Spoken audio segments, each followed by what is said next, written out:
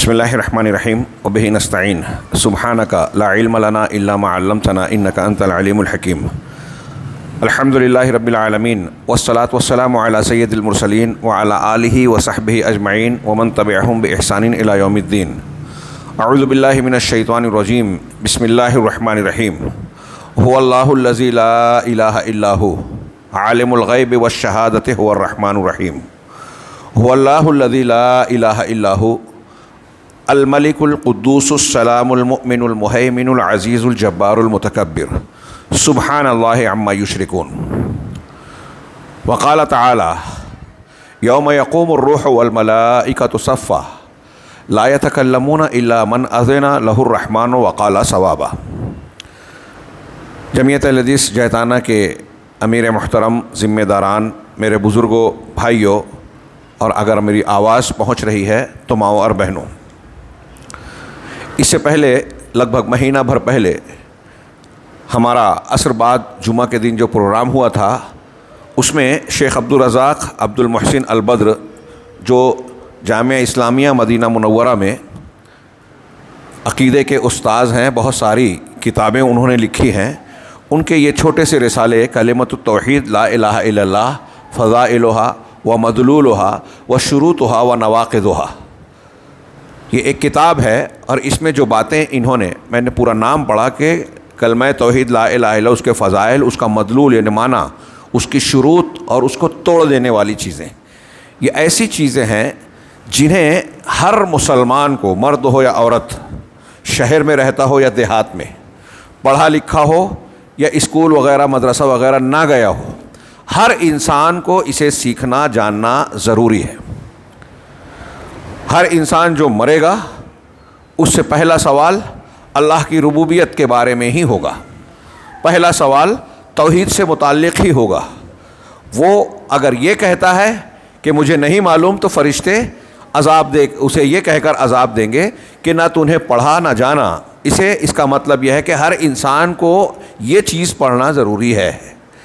پچھلے درس میں اس کی بحث کا آغاز کرتے ہوئے یہ سلسلہ وار ہم پورا کرنے کی کوشش کریں گے انشاءاللہ، اللہ توفیق دے اور ہمارے اس عمل میں اخلاص دے، اس سننے سنانے کو مفید بنائے دنیا اور آخرت کے لیے۔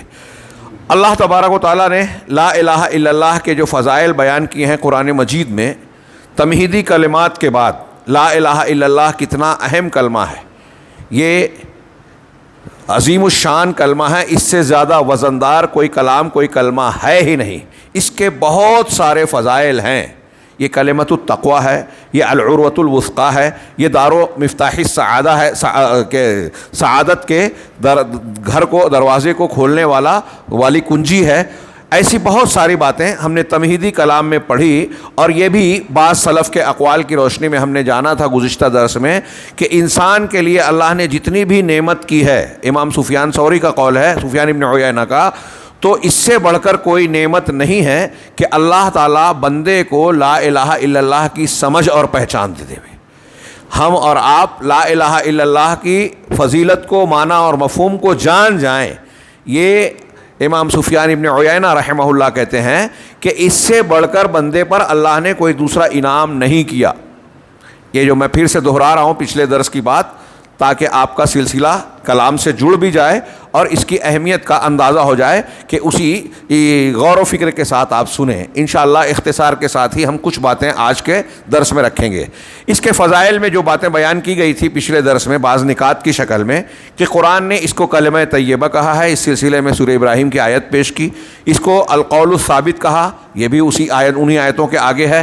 یہ جو ہے عہد ہے جو قرآن میں کہا گا الا من اتخذ لا یملکون الشفاعۃ الا من اتخذ عند الرحمن عہدا میں عہد سے مراد سورہ مریم کی آیت ہے۔ اسی طریقے سے العروۃ الوثقیٰ، مضبوط دستہ، پکڑ، گرفت والی چیز، ہاں، جو قرآن میں کہا فمن یکفر بالطاغوت ویؤمن باللہ فقد استمسک بالعروۃ الوثقیٰ، تو یہاں العروۃ الوثقیٰ جس کو کہا گیا وہ لا الہ الا اللہ کو کہا گیا۔ اسی طرح اور بھی ایک آیت پیش کی، اس کے فضائل میں سے یہ ہے کہ یہ کلمہ باقیہ ہے جو اللہ تبارک و تعالیٰ نے حضرت ابراہیم علیہ الصلاۃ والسلام کی دعوت اور کلمے کے طور پر پیش کر کے باقی دنیا کے لوگوں کے لیے بطور نمونہ قائم رکھا. پھر یہ بتایا تھا سورہ فتح کے حوالے سے کہ یہی کلمۃ التقویٰ ہے جو اللہ تبارک و تعالیٰ نے فرمایا قرآن سورہ فتح کی آیت میں کہ اذ جعل الذین کفروا فی قلوبہم، یہ آگے آیت میں ہے وَأَلْزَمَهُمْ کلمۃ التقویٰ. صحابہ کرام پہ جو انعام کیا اس میں ان کو کلمہ تقویٰ ان پر لازم قرار دیا، لازم کیا، ان سے جوڑ دیا، یعنی لا الہ الا اللہ، اور پھر اس کے ذریعے سے ان پر سکینت نازل فرمائی. اس کے آگے ہمارا یہ معاملہ درس اب آگے بڑھے گا. شیخ کر فرماتے ہیں کہ یہ لا الہ الا اللہ کا جو کلمہ ہے، یہی قرآن کی روشنی میں قرآن نے جو بیان کیا کہ یہ ثواب اور درست بات کا منتہا اور مقصود ہے. کون؟ ثواب صاد سے. ہم اردو میں عام طور سے بولتے ہیں نا اللہ عالم بالثواب. اللہ الثواب کو یعنی صحیح بات کو، درست بات کو زیادہ جانتا ہے، صحیح جانتا ہے. ہم نہیں جانتے، اللہ جانتا ہے. تو ثواب مانے درست، صحیح بات. تو صحیح بات قرآن مجید میں ثواب کا لفظ سورہ نبا میں کہا اللہ تعالیٰ نے یوم یقوم الروح والملائکۃ صفا لا یتکلمون الا من اذن له الرحمن وقال صوابا. قیامت کے دن کا نقشہ کھینچتے ہوئے اللہ تعالیٰ نے اس آیت میں یہ بھی ذکر کیا کہ اس دن روح یعنی جبرائیل علیہ السلام والملائکہ اور بقیہ فرشتے بھی، تمام فرشتے، ہاں یہ لوگ کھڑے ہوں گے صف لگا کر. یوم یقوم الروح والملائکۃ صفا، صف بندی کے ساتھ یہ کھڑے ہوں گے. ہاں لا یتکلمون، یہ بات نہیں کریں گے، منہ نہیں کھولیں گے. الا من اذن له الرحمن، سوائے اس کے جس کو رحمان اجازت دیوے. وقال صوابا، اور ہم عام طور سے ترجمہ کرتے ہیں کہ اور وہ اجازت ملنے کے بعد درست بات کہے گا، صحیح بات کہے گا. لیکن حضرت ابی طلحہ ایک معنی اور بھی ہے جو حضرت ابن عباس رضی اللہ تعالیٰ عنہ سے مروی ہے اور حضرت اکرمہ سے بھی. وہ کہتے ہیں علی بن ابی طلحہ روایت کرتے ہیں ابن عباس سے اللہ تعالیٰ کے اس فرمان کے بارے میں کہ الا من اذن له الرحمن وقال صوابا. وہ کہتے ہیں کہ انہ قال الا من اذن له رب بشہادت اللہ الہ الا اللہ وہی منتہی الثواب، سوائے اس کے قیامت کے دن وہی بات کرے گا جس کو رحمان اجازت دے گا لا الہ الا اللہ کی شہادت کے ذریعے سے، اور اس نے درست بات کی ہوگی، یعنی دنیا میں صحیح بات کی، اور سب سے صحیح بات لا الہ الا اللہ ہے. جو دنیا میں لا الہ الا اللہ بولا ہوگا، ہاں اسے قیامت کے دن اللہ تبارک و تعالیٰ سفارش کی اجازت دے گا، اور لا الہ الا اللہ کے ماننے والوں کے ہی حق میں سفارش کی اجازت ملے گی. آگے کہہ رہے ہیں اکرمہ رحمہ اللہ بھی فرماتے ہیں کہ الثواب، یہ آیت میں جو ثواب درست بات کہی گئی ہے اس سے مراد لا الہ الا اللہ ہے. کتنی اہمیت کی بات ہے کہ دنیا میں بہت ساری باتیں ہم بولتے سنتے ہیں، جس بات کو اللہ تعالیٰ نے ثواب درست بات کہا وہ لا الہ الا اللہ ہے. یہ دونوں تینوں روایتیں جو ہے امام طبرانی نے اپنی کتاب الدعاء میں نقل کی ہے. آگے ہم بڑھ رہے ہیں کہ لا الہ الا اللہ کے فضائل میں قرآن کے بیان کے مطابق یہ ہے کہ یہ دعوت الحق ہے. ہاں دعوت الحق، حق کی پکار، صحیح پکار. ہاں قرآن مجید میں اللہ تبارک و تعالیٰ نے یہ لفظ استعمال کیا لہو دعوت الحق کے، اللہ ہی کے لیے دعوت حق ہے. اس کا ایک ترجمہ کرتے ہیں کہ اللہ اسی کو پکارنا حق ہے.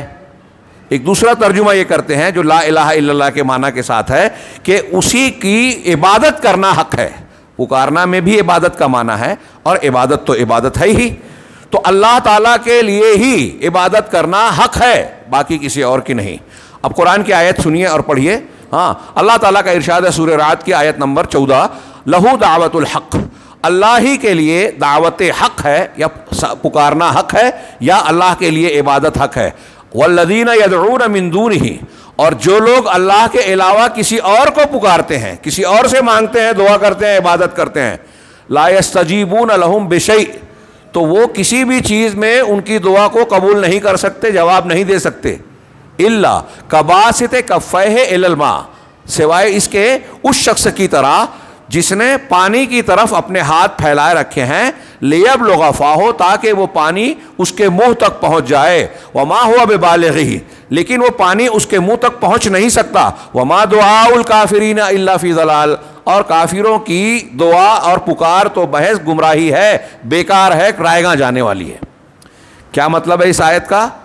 اللہ تبارک و تعالیٰ نے مشرک آدمی کی مثال دی کہ اگر کوئی اللہ کو چھوڑ کر کسی اور سے لو لگاتا ہے، مرادیں مانگتا ہے، اس سے دعائیں کرتا ہے، اس کی عبادت کرتا ہے، تو اس کی مثال ایسی ہے جیسے مثال کے طور پہ آپ کو پیاس لگی ہو، کہیں دور پانی ہے، اب آپ پانی کی طرف ہاتھ پھیلاتے ہو اور پانی سے کہہ رہے ہو کہ پانی میرے منہ میں آ جا، اس سے یہ امید لگاتے ہو۔ یہ اللہ تعالیٰ نے کتنی شاندار مثال دی ہے کہ اس شخص کی طرح ہے یہ مشرک جو اللہ کو چھوڑ کر بتوں سے، بزرگوں سے، فلاں اور فلاں سے امید لگا کے دعا مانگ رہا ہے، تو ایسا ہے جیسے ایک آدمی پانی کی طرف ہاتھ پھیلا رہا ہے۔ اب بتائیے کہ پانی کو ہاتھ پھیلا کے اگر کوئی یہ کہتا ہے کہ اے پانی میرے منہ میں آ جا، میری پیاس بجھا دے، پانی یہ سنے گا؟ تو پانی اول سننے کی طاقت نہیں رکھتا، دوسرا یہ اسے پتہ ہی نہیں ہے کہ اس کو پیاس لگی ہے اور مجھ کو بلا رہا ہے، اور اگر بالفرض معلوم پڑے یا نہ پڑے، پانی کے اندر یہ طاقت بھی نہیں ہے کہ خود سے اس کے منہ تک پہنچ جائے، جب تک آدمی آ کر خود اس کو نہ لیوے، نہ حاصل کرے۔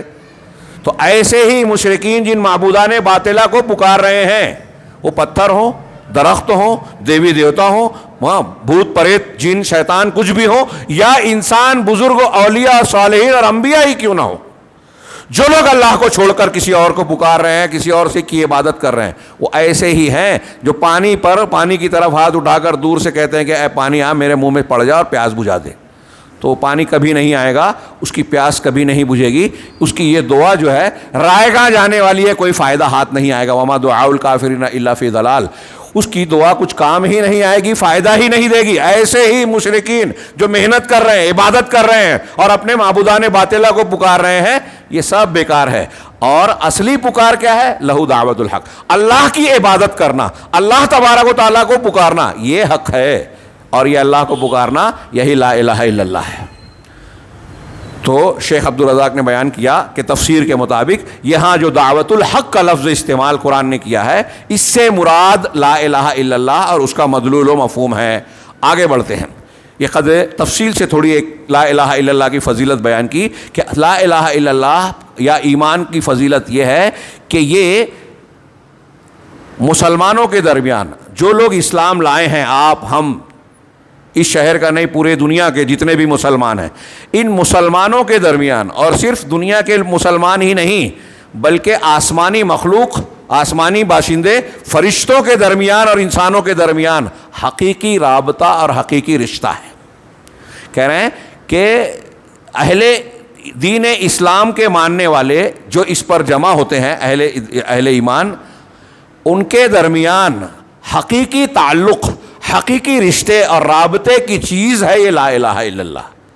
اسی کی بنیاد پر یہ مسلمان آپس میں ایک دوسرے سے محبت اور ایک دوسرے کی مدد کرتے ہیں، دوستی کرتے ہیں، وَيُعَادُونَ، اور اسی کی بنیاد پر دشمنی کرتے ہیں کہ جو لا الہ الا اللہ کا ماننے والا نہیں ہے وہ ہمارا دشمن ہے، ہمارا مخالف ہے۔ گویا یہ ولا اور برا کی بنیاد ہے، دوستی اور دشمنی کی بنیاد ہے۔ یہ قرآن کے آیت کی روشنی میں کر رہے ہیں، ابھی بات کہہ رہے ہیں، آگے دلیل دے رہے ہیں۔ وَبِهَا يُحِبُّونَ وَيُبْغِضُونَ، اسی کی بنیاد پر مسلمان یا لوگ جو ہیں محبت کرتے ہیں اور نفرت کرتے ہیں۔ آج ہمارے ہاں ہماری نفرت غیر مسلموں سے زیادہ مسلمانوں سے ہو گئی ہے۔ یہ جو ہمارے ہاں اس طرح کی محبت و نفرت کا معیار بن گیا ہے، یہ دنیاوی ہے، دینی نہیں ہے۔ یہ دین سے اور لا الہ الا اللہ سے دوری کا نتیجہ ہے ہمارے اور آپ کی، کہ ایک آدمی ہم دیکھتے ہیں کسی سے کوئی جھگڑا لفڑا ہو گیا، مسئلہ ہو گیا، تو وہ یہود نصارہ اور غیر مسلموں سے زیادہ اپنے اس بھائی سے نفرت کر رہا ہے۔ جو ایسا کر رہا ہے وہ دین کو نہیں جانتا، لا الہ الا اللہ کے تقاضے سے واقف نہیں ہے کہ ہماری دوستی، دشمنی، رشتے اور عدم رشتے کی بنیاد لا الہ الا اللہ ہے۔ صحابہ کرام میں دیکھیے، ہاں، بلال حبشی ہیں، صہیب رومی ہیں، سلمان فارسی ہیں، ایک فارس کے، ایک حبشہ کے، ایک روم کے، یہ تین مثالیں دے رہے ہیں، مشہور نام ہیں۔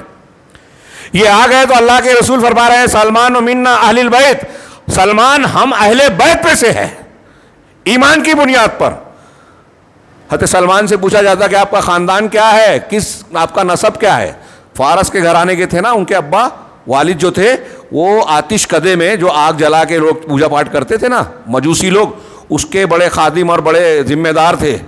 ہاں، انہوں نے سوالات کی قید کر دیا، ان کے اسلام لانے کی بڑے لمبے واقعہ ہے، مسند احمد وغیرہ میں منقول ہے، ہاں، اور بڑا دلچسپ اور بہت عبرت اور سبق والا ہے۔ ہاں تو حضرت سلمان فارسی رضی اللہ تعالیٰ عنہ سے جب کوئی پوچھتا تھا کہ آپ کا خاندان اور نسب کیا ہے، کس کے بیٹے پوتے ہیں، تو وہ جواب کیا خوبصورت دیتے تھے، سلمان ابن اسلام ابن اسلام ابن اسلام، میرے باپ دادا کا نسب اسلام ہے، گویا پورے مسلمان میرے خاندان ہے، میرا خاندان ہے، اسلام کے ماننے والے ہمارا. کیوں؟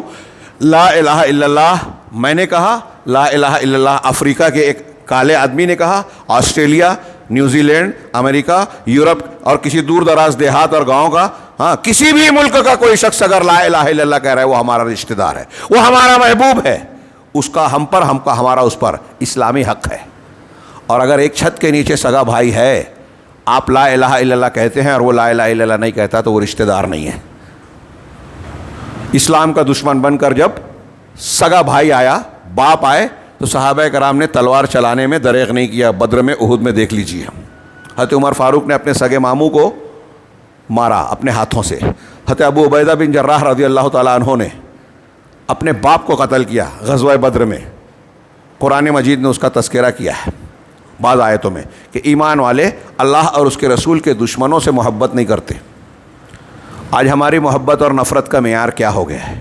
کسی سے چڑ گئے، ناراض ہو گئے تو اس کی مخالفت یہود و نصارہ کی. اگر ایک آدمی شرک کر رہا ہے، دیکھیے آج ہمارے ہاں یہ بگاڑ ہے، لا الہ الا اللہ کی خلاف ورزی ہے، عقیدے کے خلاف ہے.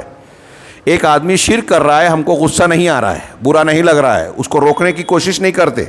بدعت کر رہا ہے، شریعت کی خلاف ورزیاں کر رہا ہے، ہماری پیشانی پہ بل نہیں آ رہا ہے. لیکن اگر ہمارا بھائی ہے، قرآن حدیث کو ماننے والا، توحید پر قائم رہنے والا، اس سے ہماری کوئی کھٹ پٹ اور جھگڑا ہو گیا جماعت میں، گھر میں، لین دین میں، وراثت میں، تو اس سے بات چیت بند، اس کی دشمنی، اس کو نقصان پہنچانے کے لیے، اس کو اچھے کاموں سے روکنے کے لیے ہم بہت سارے جتن محنت کرتے ہیں، دماغ لڑاتے ہیں، آدمی لگاتے ہیں. آج ہمارے ہاں جماعتوں میں اختلاف ہوتا ہے. ہاں دوسروں کو چھوڑیے، قرآن و حدیث کی بات لوگوں تک پہنچانے والے کام میں رکاوٹ ڈالی جاتی ہے کہ ان کا درس نہیں ہونا چاہیے، ہمارا مخالف ہے. معلوم ہے کہ وہ قرآن حدیث پیش کرتا ہے، اس کا منہج ہمارا منہج ایک ہے، ان کا مسلک ہمارا مسلک ایک ہے، وہ وہی باتیں پیش کرتے ہیں جو ہم مانتے ہیں. ہمارے ہاں لوگ یہ کر رہے ہیں، ان کو روک دیا جائے، درس نہ دینا جائے، خطبہ نہ دیا جائے. اور میں یہ بیان کر رہا ہوں تو بہت برا لگ رہا ہے. ارے برا کیوں لگ رہا ہے؟ آپ جو کام کر رہے ہو وہ مومنین کا کام ہے یا کافروں کا؟ قرآن اٹھائیے. انبیاء کرام علیہ الصلوۃ والسلام کو دین کی دعوت دینے سے کون لوگ روکتے تھے؟ کون راستہ روکتے تھے صحیح کام کرنے سے؟ کوئی مسلمان یہ کر سکتا ہے؟ نہیں کر سکتا. اور جو کر رہا ہے اس کو اپنے اسلام اور ایمان کا جائزہ لینا چاہیے. ہم کرنے سے نہیں روک سکتے، لیکن یہ بتا رہے ہیں، حجت پوری کر رہے ہیں. اگر توبہ نہیں کی تو انشاءاللہ اللہ سے بچیں گے نہیں. ہم کو اللہ سے امید ہے، یقین ہے. بہرحال اللہ تعالیٰ فرماتا ہے، یہ کہہ رہے ہیں کہ لا الہ الا اللہ مسلمانوں کے درمیان، اہل اسلام نے جو کلمہ گو لوگ ہیں، ان کے درمیان حقیقی رابطہ اور رشتے کی بنیاد ہے. اسی کی بنیاد پر محبت و نفرت کرتے ہیں. وبسببھا، اسی کی وجہ سے، لا الہ الا اللہ کو ماننے کی وجہ سے مسلمان معاشرہ ایک جسم کی طرح ہو جاتا ہے اور ایک مضبوط سیسا پلائی ہوئی دیوار کی طرح بن جاتا ہے، جس سے ایک دوسرے کو تقویت ملتی ہے. یہ دیوار کی اینٹیں جس طرح ایک دوسرے کو قوت دیتی ہیں، ایسے ہی لا الہ الا اللہ کے ماننے والے ایک دوسرے بھائی کے لیے مضبوطی کا ذریعہ بنتے ہیں، کمزور کرنے کا نہیں. آج ہم کمزور کرنے کا ذریعہ بنتے ہیں. اس کا مطلب لا الہ الا اللہ ہمارے دل و دماغ میں پہنچا نہیں ہے، ہم نے سمجھا نہیں ہے دین اسلام کو. تو بہرحال اگر حقیقت میں لا الہ الا اللہ کو سمجھیں گے تو جو یہ ماننے والا ہے وہ ہمارا بھائی ہے، ہم اس کا تعاون کریں گے، اس کا ساتھ دیں گے، اس کے ساتھ متحد رہیں گے. شیخ عبد الرزاق نے کہا کہ شیخ علامہ محمد امین شنقیطی رحمہ اللہ اپنی کتاب اضواء البیان، یہ قرآن کی تفسیر قرآن سے بڑی شاندار کتاب ہے، اپنی کتاب تفسیر اضواء البیان میں کہتے ہیں والحاصل، حاصل کلام یہ ہے کہ ان الرابطۃ الحقیقی التي تجمع، میں ترجمہ اور مفہوم بیان کروں کہ حقیقی رابطہ اور رشتہ جو الگ الگ چیزوں کو اکٹھا اور مختلف چیزوں کو یکجا کرتا ہے، وہ لا الہ الا اللہ کا رابطہ ہے، لا الہ الا اللہ کا رشتہ ہے. ہاں اللہ تعالیٰ، کیا تم دیکھتے نہیں کہ یہ وہ رشتہ ہے جو اسلامی سماج کو، پورے کے پورے سماج کو اس طریقے سے جکڑ لیتا ہے، اکٹھا کر دیتا ہے کہ یہ ایک جسم بن جاتا ہے. اتنی خرابیوں کے بعد جو میں کہہ رہا ہوں کہ ہمارے یہاں کمزوری ہے، یہ تو ہم دیکھتے ہیں نا کہ فلسطین کے مسلمانوں پر اگر ظلم ہوتا ہے تو ہندوستان اور پوری دنیا کے مسلمانوں کو اس سے تکلیف پہنچتی ہے کہیں خبر آتی ہے بوسنیا میں، چیچنیا میں، فلاں ملک میں مسلمانوں کو مارا گیا، کاٹا گیا، جلایا گیا، تو ہم کو دکھ ہوتا ہے. ہاں، اور دکھ ہی نہیں بلکہ ایک مسلمان ہونے کی حیثیت سے پوری دنیا کا مسلمان یہ کوشش کرتا ہے کہ ہم جس طرح کی مدد کر سکتے ہیں کریں، ریلیف پہنچا سکتے ہیں ریلیف پہنچائیں، جیسا تعاون کر سکتے ہیں کریں، نہیں کچھ کر سکتے تو کم سے کم دعا کریں ان کے حق میں، اور ان کے دشمنوں کے خلاف بد دعائیں کریں. یہ کم سے کم حق ہے جو ہر مسلمان کو کرنا چاہیے. مولانا آزاد لکھتے ہیں کہ اگر دنیا کے کسی حصے اور خطے میں کسی مسلمان کو تکلیف ہو رہی ہے اور آپ، ہم یا دنیا کا کوئی اور مسلمان کہیں بھی بستا رہتا ہو، اگر اسے اس کا درد نہیں ہو رہا ہے، اس سے تکلیف نہیں ہو رہی ہے، تو اپنا جائزہ لینا چاہیے کہ تمہارا ایمان صحیح ہے یا نہیں. اگر ہمارا ایمان درست ہے تو ایک مسلمان کی تکلیف میں، وہ کہیں بھی رہنے والا ہو، ہم کو تکلیف محسوس ہوگی اور ہونا چاہیے. تو وہی علامہ شنقیطی کہہ رہے ہیں کہ کیا تم دیکھتے نہیں کہ اسلامی سماج اور معاشرے کو یہ رابطہ پورے سماج کو اس طرح سے جکڑتا اور جوڑتا ہے کہ یہ ایک جسم بن جاتا ہے اور انہیں ایک عمارت کی طرح، ایک دیوار یا عمارت کی طرح بنا دیتا ہے جو ایک دوسرے کو تقویت پہنچاتے ہیں. اور اتنا ہی نہیں کہ دنیا میں انسانوں کا یہ رابطہ تو ہوتا ہے، حاملین عرش کو اٹھانے والے جو فرشتے ہیں ان کا بھی دل ایسے مومنین اور لا الہ الا اللہ کے قائلین کے لیے نرم اور شفقت سے بھرا ہوا ہوتا ہے. عرش کے حاملین اور عرش کے ارد گرد کے جو فرشتے ہیں، زمین میں جو انسان ہیں، انسانوں اور فرشتوں یا انسانوں کا انسانوں میں آپس میں اختلاف ہونے کے باوجود عرش کو اٹھانے والے یہ فرشتے اور عرش کے ارد گرد رہنے والے فرشتے ان انسانوں کے لیے دعا کرتے ہیں جو لا الہ الا اللہ پر ایمان رکھتے ہیں. چنانچہ قرآن کہتا ہے، اللہ تعالیٰ نے فرمایا، یہ قرآن سے دلیل دے رہے ہیں جو بات کہی ہے. قرآن کی آیت ہے سورہ غافر جس کو سورہ مومن کہتے ہیں، الذین یحملون العرش. یہ کئی آیتیں ہیں، میں ترجمہ کر رہا ہوں، بہت غور سے سنیں کہ جو لوگ عرش کو اٹھانے والے ہیں، عرش کو اٹھانے والے فرشتے. بعض علماء نے صراحت کی کہ ایک ضعیف روایت میں یہ ہے کہ 4 فرشتے اسے اٹھائے ہوئے ہیں اور قیامت کے دن اٹھانے والے 8 فرشتے ہوں گے. وَيَحْمِلُ عَرْشَ رَبِّكَ فَوْقَهُمْ يَوْمَئِذٍ 8 سورہ حاقہ میں ہے کہ تمہارے رب کے عرش کو قیامت کے دن جو ہے 8 فرشتے اٹھائے ہوئے ہوں گے. تو قیامت کے دن 8 ہوں گے، یہ تو واضح ہے، قرآن سے ثابت ہے. تو عرش کے جو حاملین ہیں اور پھر عرش کے ارد گرد بہت سارے فرشتے ہیں. تو ومن حولہ، عرش کو اٹھانے والے، جن لوگوں نے عرش کو اٹھایا ہوا ہے اور وہ فرشتے جو اس کے ارد گرد ہیں، یسبحون بحمد ربہم ویؤمنون بہ، وہ اپنے رب کی تعریف کے ساتھ ساتھ اس کی تسبیح اور تقدیس بیان کرتے ہیں. حمد و تسبیح، حمد کے ساتھ تسبیح بیان کرتے جاتے ہیں اور اللہ پر ایمان رکھتے ہیں. وَيُؤْمِنُونَ بِهِ وَيَسْتَغْفِرُونَ لِلَّذِينَ آمَنُوا. دیکھیے ان کا کام بتایا، جو لوگ عرش کو اٹھائے ہوئے ہیں فرشتے اور جو عرش کے ارد گرد ہے، عرش رحمان. عرش کتنا بڑا ہے آپ جانتے ہیں نا، اس سے پہلے کئی مرتبہ بیان کیا ہوں کہ 7 آسمان اگر کرسی میں رکھے جائیں تو ایک بڑی ڈھال کے اندر 7 انگوٹھیاں ایسا ہوگا، اور کرسی کو اگر عرش میں رکھا جائے تو ایسے ہوگا، ایک بڑے میدان میں ایک انگوٹھی رکھی گئی. اور یہ 7 آسمان 7 زمین کے مقابلے میں سوچیے اللہ تبارک و رحمان کا عرش کتنا بڑا ہے. سب سے بڑی اور سب سے پہلی مخلوق عرش اور پانی. تو اللہ تعالیٰ کہہ رہا ہے کہ عرش کو جو فرشتے اٹھائے ہوئے ہیں اور جو اس کے ارد گرد ہیں، وہ اللہ اپنے پروردگار کی تعریف کے ساتھ اس کی تسبیح اور پاکی بیان کرتے رہتے ہیں اور اس پر ایمان رکھتے ہیں. یہ ایک کام ہے ان کا. دوسرا، وَيَسْتَغْفِرُونَ لِلَّذِينَ آمَنُوا، اور استغفار کرتے ہیں، معافیاں مانگتے ہیں. کس کے لیے؟ ان لوگوں کے لیے جو ایمان لائے. اگر ہم اور آپ لا الہ الا اللہ کہہ رہے ہیں تو کتنی عظیم عظمت اور شرف کی بات ہے کہ جن فرشتوں نے عرش کو اٹھایا ہوا ہے وہ ہمارے لیے دعا کر رہے ہیں. یعنی انسانوں کا انسانوں سے تعلق رابطہ لا الہ الا اللہ، فرشتوں سے ہمارا رشتہ جڑ گیا لا الہ الا اللہ پر ایمان کی وجہ سے. یہ کہنا چاہتے ہیں، آگے آ رہا ہے کہ وہ استغفار کرتے ہیں ان لوگوں کے لیے جو جنہوں نے ایمان لایا. اب ایمان لانے میں پہلی چیز، بنیادی چیز لا الہ الا اللہ ہی ہے. ربنا وسعت کل شیء علما رحمتا وعلما. وہ کہتے ہیں فرشتے کیا کہ پروردگار تو نے علم اور رحمت سے، اپنے علم اور رحمت سے ہر چیز کو گھیر رکھا ہے. کائنات اور موجودات کی کوئی چیز ایسی نہیں ہے جو اللہ کے علم سے باہر ہو، اللہ نہ جانے، اور اللہ تعالیٰ کی رحمت اس پر سایہ فگن نہ ہو. اللہ تعالیٰ نے کی رحمت نے سب کو ڈھانپ رکھا ہے، گھیر رکھا ہے. تو وہ فرشتے یہی کہتے ہیں فاغفر للذین تابوا واتبعوا سبیلک، لہٰذا تو ان لوگوں کو معاف کر دے، ان لوگوں کو بخش دے جنہوں نے توبہ کی اور تیرے راستے کی اتباع کی۔ تیرا راستہ یعنی وہ راستہ جو اللہ تعالیٰ نے اتارا، کہاں اتارا؟ اپنے رسول پر، قرآن کی شکل میں، حدیث کی شکل میں، فلاں بابا، فلاں بزرگ، فلاں پیر، فلاں امام نہیں، اللہ نے جو اتارا اس راستے کی تو جن لوگوں نے پیروی کی۔ جب لا الہ الا اللہ کا معنی مفہوم آپ سمجھیں گے تو اللہ کے راستے کے پیروکار بنیں گے۔ آج بہت سارے لوگ لا الہ الا اللہ کہتے ہیں لیکن اس کا معنی مفہوم تقاضے شرائط جانتے نہیں ہیں، اس لیے ایک طرف لا الہ الا اللہ بھی کہتے ہیں اور دوسری طرف لا الہ الا اللہ کی مخالفت بھی کرتے ہیں، یہ ہم آگے جانیں گے۔ تو جن لوگوں نے تیرے راستے کی اتباع کی، جو توبہ کیا، جن لوگوں نے پلٹ کر تیری طرف آئے، گناہوں سے منہ موڑ لیا، شرمندہ و نادم ہوئے اور تیرے راستے پر چلے، اتباع کی، وقہم عذاب الجحیم، اور انہیں جہنم کے عذاب سے بچا۔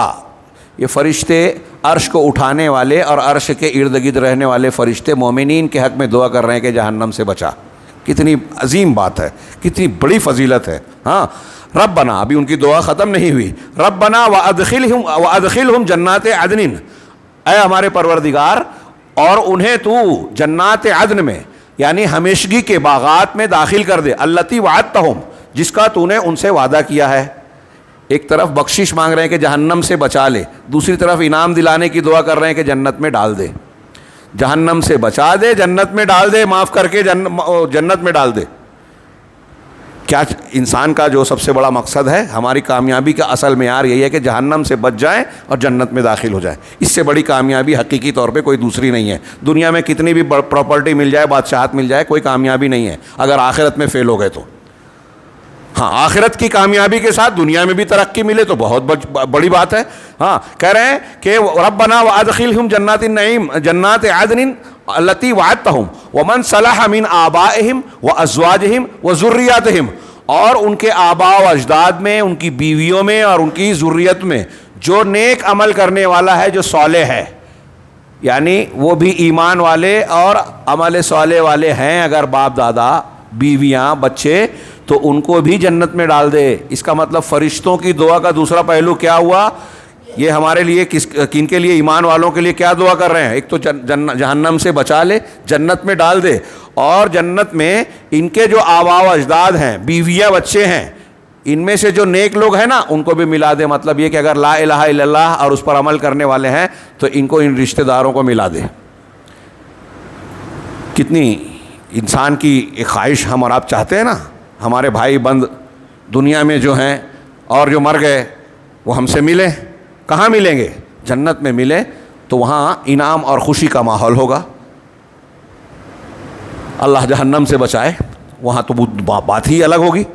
یہ فرشتے دعا مانگ رہے ہیں، ایک تو یہ کہ جہنم سے بچا، جنت میں ڈال، اور پھر جنت میں ڈال ہی نہیں، جس بھی نعمتوں کو ہم سوچ نہیں سکتے، وہاں ان کے قریبی رشتہ داروں کو بھی شمع کر دے جو نیک ہیں۔ انک انت العزیز الحکیم، یقیناً تو غالب ہے، حکمت والا ہے۔ وقہم السیئات، اور تو ان کو بری چیزوں سے بچا لے۔ یہاں السیئات آگے کے سیاق سے پتہ چلتا ہے کہ قیامت کی برائیاں ہیں جو جہنم اور اللہ کے عذاب کی شکل میں ہوگی، انہیں برائیوں سے بچا لے۔ ومن تق السیئات یومئذ فقد رحمتہ، اس دن جس کو تو نے سیئات سے، برائیوں سے بچا لیا تو یقیناً تو نے اس پر رحم کیا۔ وذالک هو الفوز العظیم، اور یہ بہت بڑی کامیابی ہے۔ اس آیت کو نقل کرنے کے بعد علامہ شنقیطی، جو پیچھے اس کا بات چل رہی ہے، وہ آگے کہتے ہیں کہ اللہ تبارک و تعالیٰ نے ان آیتوں میں اشارہ کیا ہے اس بات کی طرف کہ وہ رابطہ، وہ رشتہ اور تعلق جو کہ حاملین عرش کے اٹھانے والے اور عرش کے ارد گرد رہنے والے فرشتوں اور زمین میں موجود بنی آدم، انسانوں کے درمیان جو رشتہ قائم ہوتا ہے، جو تعلق اور رابطہ ہے، حتی دعوا اللہ لہم ہدوا، یہاں تک کہ اس رشتے کی بنیاد پر وہ فرشتے دنیا کے ان انسانوں کے لیے یہ عظیم اور زبردست دعا کر رہے ہیں۔ یہ جو دعا قرآن نے بیان کی سورہ غافر، سورہ مومن میں، ہاں، یہ دعا کن کے لیے ہے؟ فرشتے حاملین عرش، ان انسانوں کے لیے جو دنیا میں بس رہے ہیں ہم اور آپ، ان کے لیے یہ عظیم الشان اور زبردست دعا کر رہے ہیں۔ یہ کس وجہ سے کر رہے ہیں؟ انما، اس کی یہ رابطہ اور یہ بنیاد ہے، انما ہی الایمان باللہ جل وعلا، یہ رابطے کی بنیاد، اس رابطے کی بنیاد اللہ جل وعلا پر ایمان ہے۔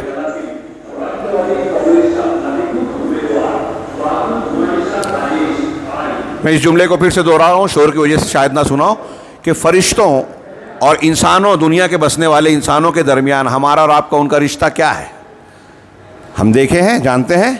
ان کے اور ہمارے درمیان قرآن کی آیت کہتی ہے کہ ہمارے اور ان کے درمیان رشتہ جو ہے وہ ایمان کا ہے، لا الہ الا اللہ کو ماننے کا ہے۔ وہ ایمان رکھتے ہیں، ہم ایمان رکھتے ہیں، تو وہ ہمارے حق میں دعا کر رہے ہیں۔ چھوٹی موٹی بات ہے، کتنی عظیم فضیلت ہے اس لا الہ الا اللہ کی اور اس کے ایمان کی۔ الا ان قال، علامہ شنقیطی نے کچھ باتوں کے بعد مزید یہاں کہا کہ وبالجملہ، حاصل کلام یا جو خلاصہ کلام یہ ہے کہ فلا خلاف بین المسلمین ان الرابطۃ التي تربط افراد اہل الارض بعضهم ببعض، کہہ رہے ہیں کہ اس میں مسلمانوں کے درمیان کوئی اختلاف نہیں ہے کہ وہ رابطہ اور رشتہ جو دنیا کے لوگوں کو ایک دوسرے سے جوڑتا ہے، اور وہ رابطہ جو اہل زمین کو اہل آسمان سے جوڑتا ہے، یعنی انسانوں کو فرشتوں کا رشتہ دار بناتا ہے یا تعلق والا بنا دیتا ہے۔ رشتہ دار مطلب یہاں وہ رشتہ نہیں جو دنیا میں ہوتا ہے، تعلق والا، کہ ایک دوستی اور تعلق بن گیا، وہ رابطہ کیا ہے؟ لا الہ الا اللہ کا ہے۔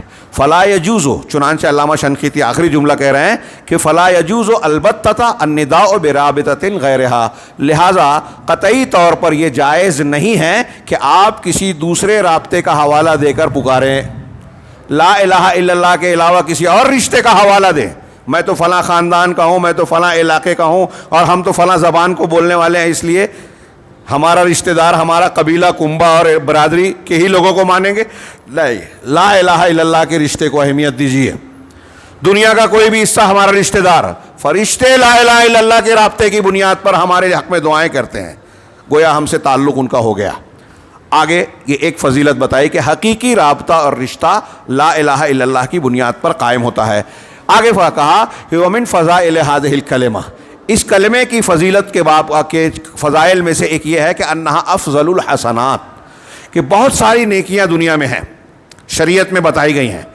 آپ اور ہم روزہ، نماز، صدقہ، خیرات، ہاں، اور بہت ساری نیکیاں کرتے ہیں، قرآن کی تلاوت وغیرہ وغیرہ، ہاں، لیکن لا الہ الا اللہ کو ماننا، پڑھنا اور اس پر یقین رکھنا، جتنی بھی نیکیاں ہیں دنیا کے اندر، ان میں سب سے زیادہ فضیلت والی نیکی لا الہ الا اللہ ہے۔ ہاں، اللہ تعالیٰ کا ارشاد ہے، ہاں، یہ من جاء بالحسنۃ فلہ خیر منہا،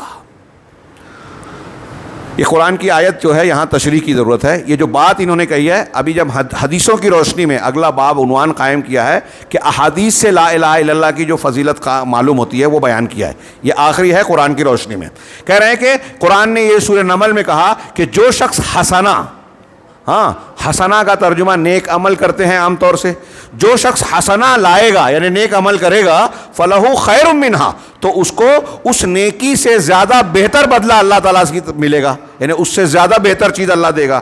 تو یہاں اس آیت کا، قرآن کی آیت میں سورہ نمل کی آیت کا ٹکڑا ہے، اس میں جو حسنہ کا لفظ ہے، وقد ورد عن ابن مسعود و ابن عباس و ابی ہریرہ، یہ تین صحابہ سے اس کی تفسیر وارد ہے، حضرت عبداللہ ابن مسعود، حضرت عبداللہ ابن عباس، حضرت ابو ہریرہ رضی اللہ عنہم، یہ تینوں صحابہ کرام رضوان اللہ علیہم اجمعین، اور ان کے علاوہ دوسرے صحابہ اور علماء بھی کہتے ہیں کہ ان المراد بالحسنۃ لا الہ الا اللہ، یہاں آیت میں جو کہا گیا کہ جو حسنہ لائے گا، نیک عمل لائے گا، اس کا مطلب ہے جو لا الہ الا اللہ لائے گا، لا الہ الا اللہ پر عمل کرے گا جو شخص، وہ قیامت کے دن اس سے بہتر بدلہ پائے گا، یعنی بہت زبردست بدلہ دے گا۔ اور حضرت اکرمہ رحمہ اللہ، جو حضرت ابن عباس اور کئی صحابہ کے شاگرد ہیں، ان سے اللہ تعالیٰ کے اس قول من جاء بالحسنۃ فلہ خیر منہا، اسی آیت کے بارے میں ان کی تفسیر ہے، وہ کہتے ہیں حضرت اکرمہ کہ قول لا الہ الا اللہ قال لہ منہا خیر، کہ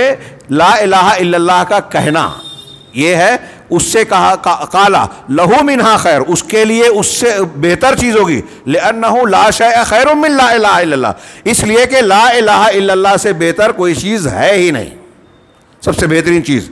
آگے ایک روایت اور نقل کی، وقد ثبت فی المسند، صحیح مسند میں ایک روایت ثابت ہے، اور مسند کے علاوہ دوسری حدیث کی کتابوں میں بھی حضرت ابو ذر غفاری رضی اللہ تعالیٰ عنہ کہتے ہیں قلت یا رسول اللہ، میں نے کہا اے اللہ کے رسول، ہاں، علمنی عملا یقربنی من الجنہ ویباعدنی من النار، کہ اے اللہ کے رسول مجھے ایسا عمل سکھائیے جو مجھ کو جنت سے قریب کر دے اور جہنم سے دور کر دے۔ دیکھیے صحابہ کرام اللہ کے رسول صلی اللہ علیہ وسلم سے جو نسخہ پوچھتے بھی تھے تو ایک دم بنیادی طور سے ایک جملہ کہا لیکن حاصل کلام جو ہے مقصود جو ہے وہ سب سے اعلیٰ ہے. ایسی بات بتائیے, ایسا عمل بتائیے جس سے میں جنت سے قریب ہو جاؤں اور جہنم سے دور ہو جاؤں. یہی ہر انسان کو چاہیے, ہر مسلمان یہ چاہے گا. تو اللہ کے رسول صلی اللہ علیہ وسلم نے جواب دیا کہ اذا عملت سیئۃ فاعمل حسنہ فانها عشر امثالها, کہ جب تم کوئی برائی کا ارتکاب کر بیٹھو, اگر تم سے کوئی گناہ ہو جائے, غلطی ہو جائے, تو اس کے بعد نیکی بھی کرو. ہاں توبہ استغفار تو ہے ہی, اس کے بعد نیکی کا کام کرو, اس لیے کہ یہ نیکی جو ہے 10 گنا زیادہ بدلہ دے گی. اگر آپ نے ایک نیکی کی تو 10 گنا زیادہ, اب آپ نے ایک برائی کی تو ایک ہی گنا ہوا, لیکن اب ایک نیکی کر لی تو 10 ہو گئی, تو یہ 10 ہو گئی اور یہ ایک ہی ہے تو یہ 10 اس کو مٹا دے گی اور اس پر بھاری پڑ جائے گی. تو اللہ کے رسول نے بتایا کہ ایک برائی کا ارتکاب تم سے ہو جائے تو اس کے بدلے میں تم اس سے اچھی اس سے نیکی کرو, اس لیے کہ وہ 10 گنا بڑھ کر ملے گی. میں نے کہا اے اللہ کے رسول افمن الحسنات لا الہ الا اللہ, کیا دیکھیے سوال حضرت یہ صحابی کا ابو ذر سے, کیا لا الہ الا اللہ بھی حسنات اور نیکیوں میں شامل ہے؟ تو آپ نے فرمایا نعم ہی احسن الحسنات. آپ نے کہا ہاں, یہ نیکی ہی نہیں, جتنی نیکیاں ہیں ان میں سب سے بہتر ہے, سب سے زیادہ اس کا مرتبہ اور سب سے زیادہ وزن ہوگا. ابھی ہم آگے, اب یہاں انہوں نے اختتام کیا, یہ مسند وغیرہ کی روایت ہے اور دعا امام طبرانی نے بھی نقل کیا, اسی کے الفاظ ہیں. اس کے بعد انہوں نے دوسرا ایک باب باندھا فضائل اخری لہذہ الکلمۃ من السنہ. ہاں سنت سے, اس کلمہ لا الہ الا اللہ کے کچھ دوسرے فضائل سنت سے یعنی حدیث سے. اس میں انہوں نے تقریباً 1.5 صفحے کی تمہید بیان کی, جس میں یہ بیان کیا کہ یہ کلمہ کتنا عظیم الشان ہے, اسی کے لیے جین و انس کو پیدا کیا, اسی کے لیے جنت و جہنم بنائی, یہی تمام رسولوں کی دعوت کی بنیاد تھی, یہی دنیا اور آخرت میں کامیابی کی بنیاد ہے, اور تمام انسانوں اور کائنات کو بنانے کا اصل مقصد اسی کا امتحان لینا ہے کہ کون لا الہ الا اللہ مانتا ہے, کون نہیں مانتا ہے. یہ تمہید کے بعد حدیثوں کی روشنی میں اس کی جو فضیلت بیان کی, میں چاہتا تھا کہ آج کم سے کم اس میں سے 2 بیان کر دوں. ہاں صرف ایک روایت یہاں پیش کرتا ہوں, اگلے درس میں یہاں سے جو شروعات ہے اس کو پڑھ کر اس کو دہراؤں گا. یہ میں جو ایک چیز کو بیان کرنے جا رہا ہوں وہ اس لیے کہ آپ اور ہم اس پر عمل آج سے شروع کر دیں.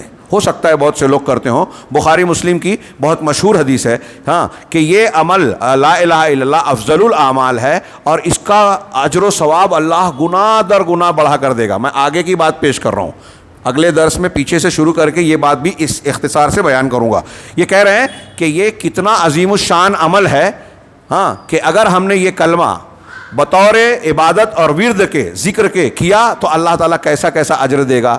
اس کی تفصیل ان کے الفاظ سے پہلے ہم ڈائریکٹ حدیث میں دیکھتے ہیں کہ ابو ہریرہ صحیحین میں بخاری مسلم میں حضرت ابو ہریرہ سے روایت ہے, نبی صلی اللہ علیہ وسلم کہتے ہیں کہ جو شخص لا الہ الا اللہ وحدہ لا شریک لہ لہ الملک و لہ الحمد وہو علی کل شیء قدیر, ایک ایک جملہ ہاں اللہ کی حمد و ثنا اور ذکر کا عظیم الشان جملہ ہے, اپنے اندر زبردست معنویت کو سمیٹے ہوئے ہے. ہم پڑھتے ہیں, فضیلت جانتے ہیں, لیکن اس کے معنی اور مفہوم پر غور نہیں کرتے. اس میں سب سے پہلا لا الہ الا اللہ ہے, وحدہ لا شریک لہ, اسی کی تاکید اور اس کو مضبوط بناتا ہے. مزید اس کی تاکید یا اس کی وضاحت کرتا ہے لہ الملک, ساری سلطنت اسی کے لیے ہے, ولہ الحمد, ساری تعریف کا حقدار وہی ہے. جب تعریف کا حقدار وہی ہے تو ساری خوبیوں کا مالک وہی ہے. دوسرا کوئی ویسی تعریف کا حقدار نہیں ہے تو وہ خوبیوں کا مالک بھی نہیں ہے, لہذا وہ عبادت کے لائق نہیں ہے. اسی لیے کہا لا الہ الا اللہ, اللہ کے سوا کوئی معبود برحق عبادت کے لائق ہے ہی نہیں, وہ اکیلا ہے, اس کا کوئی شریک نہیں. پہلا جملہ یہی ہے. ہاں وہو علی کل شیء قدیر, آخری جملہ کہ وہ ہر چیز پر قادر ہے, ہر چیز کی قدرت. تو یہ کلمہ اتنا جو شخص ایک دن میں 100 مرتبہ کہے گا, بس یہ میں بتا کے آج کا درس ختم کروں گا. یہ 2 روایت, جو شخص یہ کلمہ 100 مرتبہ دن بھر میں کہے گا تو اس کو 10 غلام 10 گردنیں آزاد کرنے کا اجر ملے گا. 10 غلام, ایک غلام ہم خرید نہیں پائیں گے آج, اتنا مہنگا. اگر غلام کا دور ہوتا تو جانوروں سے زیادہ مہنگے ہوں گے, بڑے بڑے جانوروں سے. 10 غلام آزاد کرنے کا ثواب, اور اتنا ہی نہیں, اس کے لیے 100 نیکیاں لکھی جائے گی اور 100 برائیاں اس کی گناہ جو کیا ہے نا مٹا دیے جائیں گے. اور اس دن, جس دن وہ یہ جملہ کہے گا ہاں صبح میں کہے گا تو شام ہونے تک کہہ رہے ہیں کہ وہ شیطان کے شر سے بچا لیا جائے گا، شیطان کا اس پر کوئی بس نہیں چلے گا، شیطان اس کے جسم میں داخل نہیں ہوگا۔ ہمارے یہاں جن شیطان آصف کسی کو اگر لگتا ہے تو 100 مرتبہ صبح شام پڑھوائیے، شیطان اس کے بدن میں گھس ہی نہیں پائے گا۔ تو یہ قرآن حدیث کہہ رہا ہے، ہمارا یقین ہونا چاہیے کہ 100 مرتبہ اگر پڑھ لیے یہ کلمہ تو اس دن جس دن پڑھا ہے شیطان اس کے جسم میں داخل نہیں ہوگا یہاں تک کہ شام کر لے۔ وَلَمْ يَأْتِ أَحَدٌ بِأَفْضَلَ مِمَّا جَاءَ بِهِ، اور کوئی بھی انسان یہ عمل کرنے والے سے بہتر عمل نہیں لا پائے گا، الا احد عمل اکثر من ذلک، سوائے اس کے جس نے یہ عمل اس سے بھی زیادہ کیا ہو۔ یہ 100 مرتبہ پڑھنے والے کی فضیلت ہوئی۔ اسی طرح دوسری روایت ہے، یہ بخاری مسلم کی حدیث، حضرت ابو ایوب انصاری کہتے ہیں نبی صلی اللہ علیہ وسلم سے کہ جو شخص ان کلمات کو 10 مرتبہ کہے گا تو وہ ایسا ہے جیسے اسماعیل علیہ السلام کی اولاد سے اس نے 4 غلام کو آزاد کیا 10 مرتبہ۔ کتنی دیر لگے گی 10 مرتبہ پڑھنے میں؟ 2 منٹ 3 منٹ بہت ہو گیا، آپ نے آہستہ آہستہ پڑھا تو 4 منٹ۔ لا الہ الا اللہ اور اس کلمے کا معنی اور مفہوم ہم اگلے درس میں تھوڑی سی وضاحت کریں گے انشاءاللہ۔ اچھی طرح سمجھیے اور اس کو خود بھی عمل کیجئے، اپنے گھر کی بیوی بچوں کو بھی اس پر عمل کرائیے۔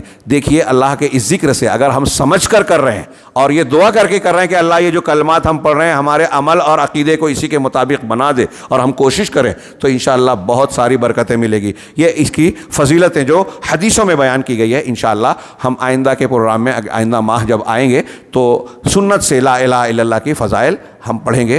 میں پھر جتنے حاضرین ہیں ان سے عرض کروں گا کہ آپ بھی ان دروس میں ضرور شریک ہوں اور اپنے متعلقین اور اہل خانہ کو لائیں، اس سے آپ اکتاہٹ کا شکار نہ ہوں۔ یہ جو ہم پڑھ رہے ہیں اور میں پڑھانے کی کوشش کر رہا ہوں اس کتاب کو جو میں نے منتخب کیا ہے، اس سے زیادہ ضروری کسی انسان کو دوسری چیز کا سیکھنا سمجھنا اس سے زیادہ ضروری، یہ ہر انسان کے لیے لازم ہے کہ سیکھے۔